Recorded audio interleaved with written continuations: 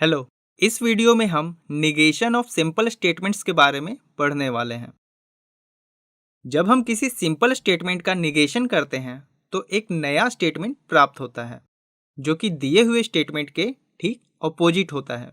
यानी निगेशन का मतलब डिनायल ऑफ ए स्टेटमेंट होता है। अर्थात जब हम किसी स्टेटमेंट के निगेशन की बात करते हैं तो इसका मतलब यह होता है कि हम उसके डिनायल की बात कर रहे हैं। मान लिया एक सिंपल स्टेटमेंट गिवन है जो कि है 6 इज ग्रेटर देन 2। जब हम इस स्टेटमेंट का निगेशन लेते हैं तो हमें मिलता है 6 इज नॉट ग्रेटर देन 2, जो कि एक सिंपल स्टेटमेंट को डिनाई कर रहा है, यानी उसके ठीक ऑपोजिट है।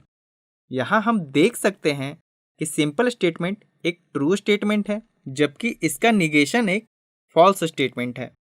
यानी हम कह सकते हैं कि किसी भी स्टेटमेंट का निगेशन लेने पर उसकी ट्रूथ वैल्यू चेंज हो जाती है। यानी सिंपल स्टेटमेंट अगर ट्रू है तो उसका निगेशन फॉल्स होगा, एंड सिंपल स्टेटमेंट अगर फॉल्स है तो उसका निगेशन ट्रू होगा।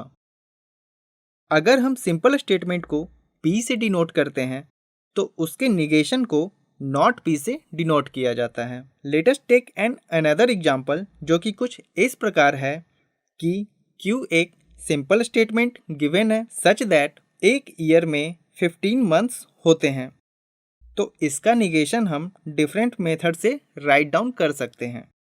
इनमें पहला यह है कि not Q is such that there are not 15 months in a year. Second यह है कि not Q is such that it is false that there are 15 months in a year.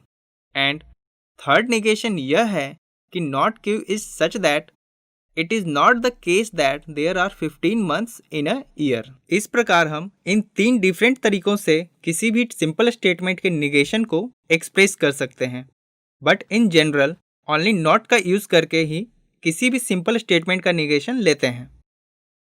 अब यदि हम स्टेटमेंट Q को देखें तो यह क्लियरली कहा जा सकता है कि यह एक फॉल्स स्टेटमेंट है।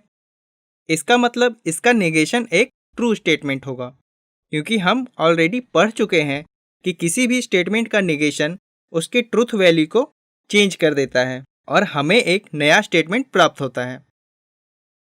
हम निगेशन ऑफ ए स्टेटमेंट को एक और एग्जाम्पल के थ्रू अच्छे से समझते हैं।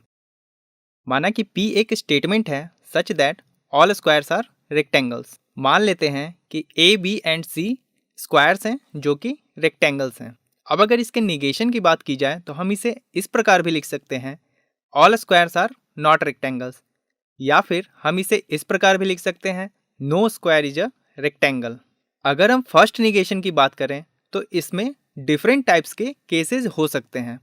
उनमें पहला केस यह है कि only one square is not a rectangle, मतलब इन तीनों स्क्वायर्स में से कोई भी एक स्क्वायर अगर रेक्टेंगल नहीं होगा तो यह निगेशन वैलिड है।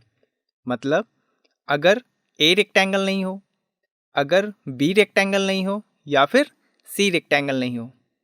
सेकेंड केस यह हो सकता है कि any two squares are not rectangles, मतलब या तो A एंड B रेक्टेंगल्स नहीं हो, या फिर B एंड C रेक्टेंगल्स नहीं हो, या फिर A एंड C रेक्टेंगल्स नहीं हो।